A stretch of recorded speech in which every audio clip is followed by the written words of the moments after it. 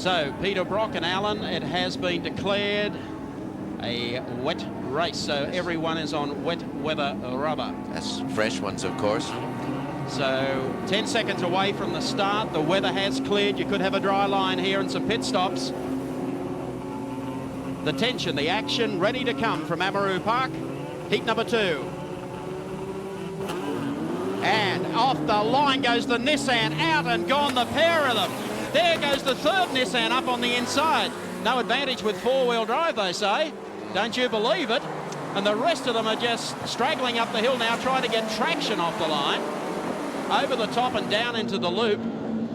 Well, that was a reversal of the first heat where Brock got an immaculate start. I think he definitely fumbled the clutch on that one. Didn't want to get too much wheel spin. Took it a little bit easy, but the four-wheel drive just leapt off the second and third row of the grids. Couldn't get better indication of the performance than that. Mark Gibbs starting from 8th position on the grid. He was 3rd through the first corner. These things have got some traction, all right. And the wet conditions, we haven't seen the GTRs run in the wet yet. This is the first time, and they are quick. I tell you what, 60 kilos of difference to the BMWs. Have a look at them running down. They're just powering down the outside. I would say they've probably gone for the softest wet weather tyre. And there's a bump going on with John Bauer. I tell you what, that's Alan Jones. They've had a battle of words going for a while. That's Tony Longhurst. No, it's Jones behind. Well, there's Jones coming up beside him now, so there could be a bit of a... Here we go. Jones will look down the inside. Well, the rain is a great equalizer, Michael. It brings everybody into gear. The drivers have still got to be extremely brave, and they've got to be extremely delicate and very careful with what they're doing. Jones down the inside. Obviously, they're feeling no pain whatsoever. Either Tony Longhurst got a little wide there. Ooh, he was lucky. Up on the nature strip there, or if you want to call it a nature strip. Definitely slippery when you get those tires on those curves. So the BMW is a new lease of life, as Alan said. Rain is the great equaliser.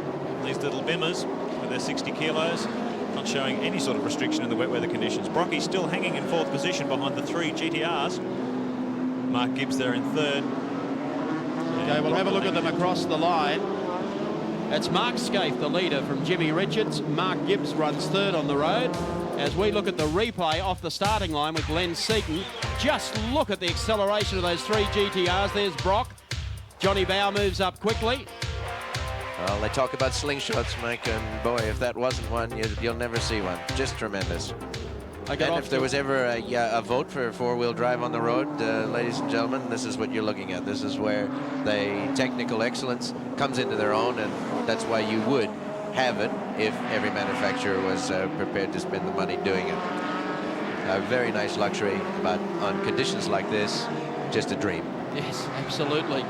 Well, Mark Scaife is in there. Actually, if Scaife goes on to win this heat takes preference over the previous one. He will wind up being the round winner of the day. Now look at the BMWs all over Brock. He's just holding them with sheer torque and power coming out of that corner, but they're going to make life very hard for Peter as this race unfolds. Well, we got the BMWs shot with Yokohamas, and Brocky's on these traditional Bridgestones. You can be sure of one thing, that those rain tires are absolutely tailor-made for those 2 little BMWs, and they will be able to drive them and do exactly what they want. And they are now truly harassing Peter. He is holding them up, but it's not for him to pull over and let them go by either. No, they're going to race past him. He hasn't got to hand them the placings. Be much more comfortable for Brocky at the moment. He's got a heavier car, 1,300 kilos against the 1,040 kilos, but here's the first go, a little stab. No, Tony not going to do it. He did do it. Brock had a ton of understeer coming out of there. See, just that millisecond that he hesitated and the BMW was through. So much for power to weight ratios that everybody's been bandying around all weekend. The violins have been playing here like a 45-piece Philharmonic orchestra. But we're now seeing touring car racing 1992 with the first of the handicapping formula in place, and I don't think the people responsible have done such a bad job, Mike. Oh, no, I'll agree with you, Alan. Not a problem at all. Here's the group behind. John Bow going through, Glenn Seaton, and then Laughing Jack Flash. That's Colin Bond in the Caltech Sierra dropping down into the loop. Right behind him, I would think, would be Dick Johnson, one of the bimmers, goes through. Looking also to see how Trevor Ashby's going. This group of Sierras very, very close. The Sierras will still be quite delicate to drive, quite twitchy because of the turbo. The turbo comes in and snaps the back wheels loose, fishtails for the layman, and just not quite the dream to drive. And you've seen the way forget the four-wheel drive cars, it's a lay-down misère for them, but the way in which the two BMWs leapt forward is an indication. Normally aspirated engine, a little easier to control. And the third BMW passing a Sierra like he was standing still. That was Paul Morris, who's also running for the Frank Gardner, Tony Longhurst team. And you saw what he did. I tell you what, all the, I guess, the whinging about the extra 60 kilos, put him on a wet track. I tell you what, isn't that even up the equation? It wouldn't even know it was on there. No, you certainly wouldn't. Mark Scaife, meanwhile, is lapping in high 56-second lap times. It's only about 4 seconds off their dry weather times. It's a pretty remarkable performance on a wet track. The team's had plenty of time between the first and this heat to make some chassis modifications, and traditionally what you want to do when rain is imminent is to soften up your chassis a bit, so she's just a little bit more spongy, let the suspension do much more work than it would normally do in the dry. Seaton has a look down the inside of Johnson. That's Wayne Park. Sorry, that's Wayne Park, his teammate. Thanks very much, Dick. Wayne gets some good acceleration out of stop corner there. Dick's fighting at the wheel, a little bit sideways. The car snaps sideways under power coming up onto the main straight. And Seaton, Park, has cleaned him up and gone. Yeah, quite a number of explosions going off in the background. We can hear them even through the building here today. The rev limiters, when they hit the 7.5 mark, they go off like a bang. Sounds like a hand grenade, a big firecracker. And quite a number of them are banging away at the moment. They're going off as the revs come up. Is there concern amongst the Sierra runners, Alan, that this backfiring when they hit the rev limiter could damage the engines? They'd like to believe it. It's so scary and makes so much noise that you think it's doing a lot of harm, but the engine doesn't seem to know any different. And I don't suppose 1,000 kilometers you'd want to do it every lap, but occasionally in a sprint like this, not really going to be the end of the world. But isn't this fascinating stuff here? John Bowe has got Glenn Seaton in here in car number 30, the Peter Jackson entry, turns into the turn. Right behind him, of course, Colin Bond, who's in there, and then Paul Morris in the number 23 BMW. And he's never driven the car, I don't know, other than testing, certainly not been blooded in Group A touring car racing. He's doing a very fine job, but it's his opening baptism of fire here, and he's mixing it with some pretty heavy-handed fellows here. Yes. Bondi, of course, living in Sydney, Mike, would know the way he would like to have his car set up, and I think is harassing the two cars in front of him quite efficiently, just looking for a slight opportunity to get by under brakes. It might be a touch here. Close. I've got the feeling Morris is going to gain handsomely out of this. These three are having a huge scrap. Seaton doesn't want to give way under brakes. He's on the brakes early. Naturally, Bond's car is loose in the tail end. Paul Morris gets squeezed out. Bondi's, something's back. He's had it. Engine's gone. Missed a gear change or something. He's out of the equation there now. Aggressive stuff for Paul Morris. Talented youngster, came out of the Formula Ford scene last year, drafted into the B&H team. A lot of touring car fans may not recognise that car. It's actually the T car from Bathurst last year. A lot of smoke coming out of John Bowe's car. I don't think that's overrun smoke. It's definitely a little bit of extracurricular activity there. You think it's, I thought it may have been a guard rubbing on there. Yes, it looks like that on the tyre. We'll wait and see on that one. But there's Paul Morris scarpering away from that group as he comes down. I think you're right, Mike. There's smoke coming out of that left front, John Bowe's Shell Sierra, and could be worrisome for him. It's stopped raining. The track is drying out, and 5-second lead between the leading Winfield Nissans and the GIO Nissan of Mark Gibbs. So they're splitting out, but coming very close behind Mark Gibbs as the first of the B&H BMWs. Well, Colin's back on fire. He must have just had a temporary lapse there or something. Perhaps he missed a gear change. He's back on this trio and mixing it up with John Bowe, Glenn Seaton.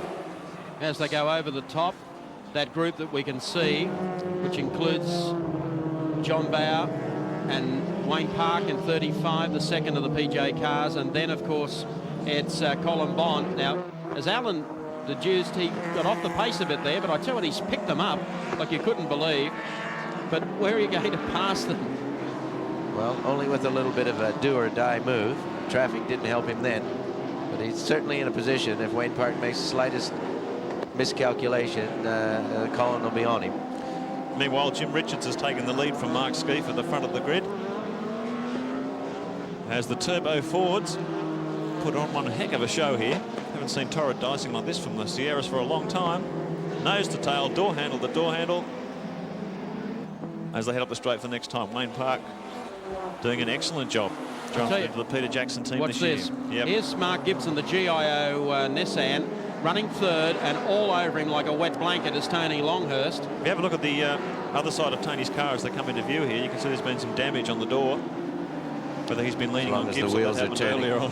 As long as the wheels are turning, we won't worry about the odd door. These BMW doors are fairly inexpensive. And I tell you what, Alan, Mark Gibbs is not that far behind Jim Richards and Mark Skeef. No, it's a great performance, and Tony, of course, certainly knows how to point this beautifully prepared little car. And he's taken advantage of the situation here today and launched himself in the second heat. And it will help him over in the overall standings. He's not out of it by any means. He's driving very aggressively there, fairly brave, hitting those curbs when they're still damp. But he obviously has a great deal of confidence in his car, and he's harassing Gibbs at the moment. All the GTR boys have been complaining this year with the reduction in horsepower, how it's affected the handling of the car. It seems to be understeering quite heavily now. There he goes. Tony says thanks very much. And there's not much Mark can do except try and out-accelerate him, and Tony's got to run with him on the inside unless Mark gets across there, which he can't do. Now, you'll find that Longhurst will get through. He'll shorten up the turn to make sure he can't get back on the inside. Click. Now, these two guys are only 4 seconds behind the leading Freddie Gibson cars, Skeef and Richards. So the field is gradually bunching up, and I guess if the track does start to dry out, Alan, the BMW on wet weather tyres would have the advantage, would it? Well, being the lightest car, it should deteriorate the least. Now's the time for the fellows to start drifting around on the wet part of the track, keeping the tires cool and making sure that they don't junk out. But we're not at desperate stage yet. And this guy, Tony Longhurst, closing just a little. Situation hasn't changed as he moves in to put a lap on Brian Callahan in the number 37 V8 Commodore. Longhurst barreling down into the left-hander. Track is practically dry, Mike, for all intents and purposes. A little bit of spray there makes it look still dangerous, but in reality, there is a dry line, and just whether there are enough laps. Frank Gardner looking worried. I don't think he's got too much to worry about, and I don't believe anyone would be prepared to come in and change to dry weather tires with few remaining laps. No, they'd be throwing the race away. The two boys and the Nissans doing a good job, Mark Skeef and Jimmy Richards. We're 13.5 minutes into the race, so we're beyond half distance. So it's going to be critical time from now on. It's BMW. He likes those curbs, well, don't he's driving very aggressively. You have to do that to get a good line in the right-hander, Michael. He's just crimping every little bit of real estate that he can. And obviously, he's well prepared for the jarring that the suspension takes when he hits that bump. But it's fairly nerve-wracking at any time to hit a curb with a Group A car. It's very easy to tip them over. And still trying to pick up a bit of water on the track too, Alan, to keep the tyres a little cool, or that hasn't come into play as yet? They should be trying, but there's limited areas now where they can truly get any advantage at all. If there were 20 laps in front of us, they'd have to change. Here's Paul Morris making a move down on the outside of Glenn Seaton. Seaton came up to fourth. Morris making a big lunge down the outside. Seaton will probably outbrake him going into this corner and keep him to the outside. Oh, he came straight across, so that was for Glenn. Again, the turbo lag coming in. That's the worst corner on the track for a Sierra. Down to the very lowest gear, and turbo down to very few RPM, and the instant response that the BMW had, he was able to pull out of that corner, and now he's gone. Great performance from Paul Morris. Takes 6th place away from Glenn Seaton. And for a youngster in his first touring car race, this is an excellent showing. Comes up behind Terry Finnegan in the Foodtown Commodore. Jimmy Richards, in the meantime, getting on the inside of Skeef on the run to the late corner to take over the lead. Just managed to pull that. So the Nissan still 1-2. And behind these guys, Tony Longhurst is really closing the gap, who's within 3 seconds of this leading duo. They head up to the top of the hill again. He's definitely well and truly got them in his sights, and he'll make every inch of the road pay for him. There's no indication that the GTRs are in any trouble whatsoever, but Tony Longhurst is certainly closing. Well, they got into wheel-to-wheel stuff down at the lake last time. As you can see, Scaife now is out to a brief lead over Jimmy Richards. Jim Richards, considered the rain master. Wouldn't say he loves racing in the rain, but when he's forced to race in the rain, he does it very, very well. He's not really driving in the rain. They're now trying to... They are being very careful now, Mike. You can do. They're not thrashing the cars around at all. Headlights ablaze. Tony Longhurst in the B&H Bimmer, car number 25. Loses out to the Nissans on this run up Vitchapave Hill, but he is getting closer. There's only two places the BMWs beat the all-conquering Nissans last year, Lakeside and this place, Amaroo Park. Tony Longhurst looking menacing in these changeable conditions, but you can see there's definitely a dry line has been cast. There's no spray coming up, or very little spray coming up from the cars now. He's getting great traction. The tires are warm. They're not as hot as they would be in the dry, but they are warm.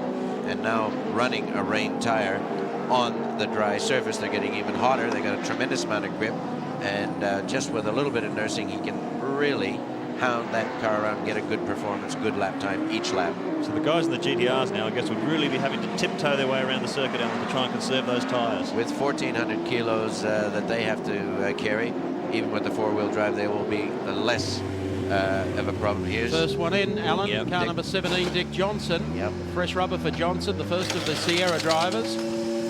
He'll be going to slicks. Still 56-second lap times by the GTRs up front, so they're holding their pace, but Longhurst is going faster. Yes, bear in mind the rain tires, as we refer to them, are only traded to take care of the rain, but they are the softest compounds. Yeah. They're almost like qualifying tires, which are the softest that are ever made by the tire companies. And Tony Longhurst's car will be performing very well. I think what we just saw Dick have go up there with a brand new tire, lurched into that corner, and it kind of gave him a little feedback in the steering. I think he got a little bit of a knock back there, and he's just warming the tires up a little bit, getting himself. Now you can see every time he touches the gas pedal, the rear tires are breaking loose. This is the turbo problem. Okay, Dick Johnson with a new set of boots on, coming down. We've got a few cars here, Dick. I don't know whether we should talk to you now. Oh, mate, I don't think it really matters, Mike. How hard is that dry line to find? Pretty hard at the moment, I can tell you. I got into a bit of a tank slapper over the top before. So we'll just have to sort of just keep it all straight and keep on the dry bits. Well, this is good for your character, Dick. It takes you back to your youth, and you know, it reminds you when you used to drive the Toronto sideways. Mate, I can hardly wait. This is just so much fun. Well, how does it feel out there now with a new set of slicks on? It feels a damn sight better than what it was. I made a dreadful mistake because I put some other tyres on. Not only other tyres that I put on, but I've changed the setup of the car, which was the dumbest thing I've ever done. It handled like a dog. Woof. Yeah, farewell. Okay, I'll let you get back to it. Thanks, mate. Thanks, Mike.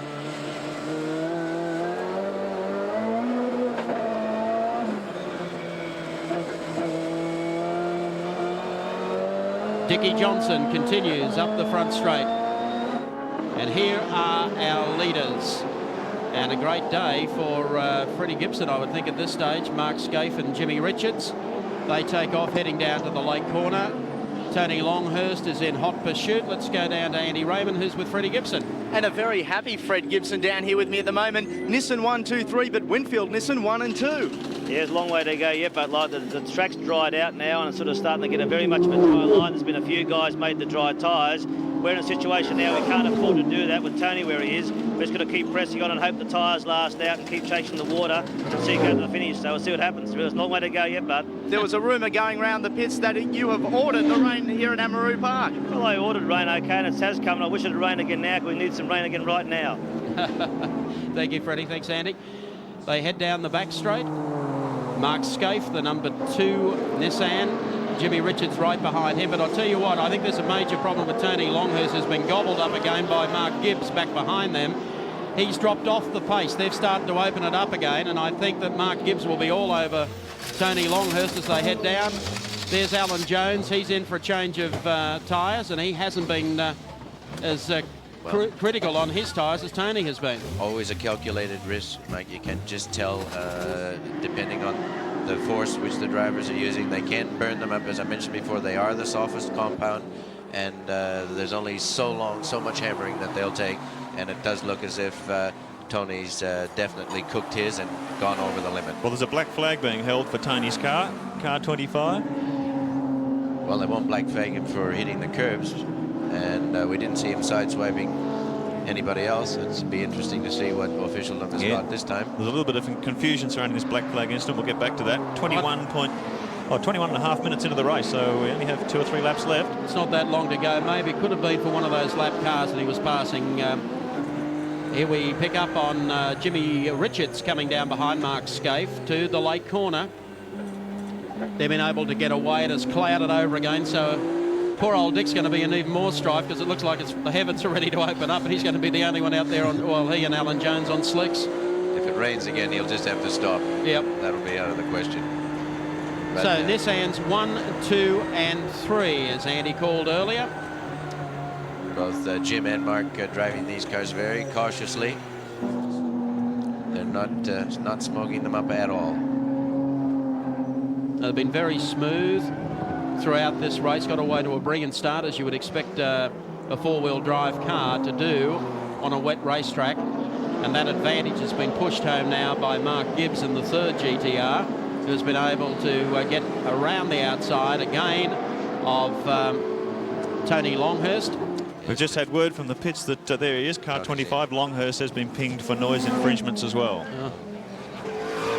We've got an abnormal situation here. When I say abnormal, the authorities don't, where we live in an echo chamber here, and the noise attacks these people. They pass one day, then they're noisy the next. It's very, very hard, but the officers are here with their meter and sound gun, listening to every car. Okay, Tony Longhurst fairly unhappy. Let's go down to Andy Raymond. Thanks very much, Mike. In 3rd place and a very dejected Tony Longhurst has pulled into the pits. Tony, what seems to be the problem? They've black flagged us for noise. The cloud covers come over, and because our car revs so hard, the induction noise has obviously brought the decibels up. They put the flag out, so I dropped 1,000 revs and started to use the higher gears, but they continued to hold the flag out. 1 lap to go for race 2, round 1 of the Shell Australian Touring Car Championship. And I would think a red letter day also for Tom Smith and the Shell team, because the 2 Nissans are co-sponsored by Shell as they exit the late turn and work their way down the back straight for the final time. Good start to the season for them. You can see just how dynamic the GTR is as a rain machine. But earlier today in the dry, we saw just how close the racing was between Sierras and obviously Holden. And that augurs very well for the next round of the championship, a fortnight from today at the beautiful Sandown Motor Raceway in Victoria, and see whether or not Nissan can repeat there, or will Brocky be able to do it. Coming up to the last corner now as they swing on the way to the checkered flag, and it's about to come up. A 1-2 for the Winfield Nissan team across the line. Mark Scaife taking the heat win, 2nd going to Jim Richards, and 3rd, a remarkable 3rd, to the GIO Nissan GTR of Mark Gibbs of Sydney.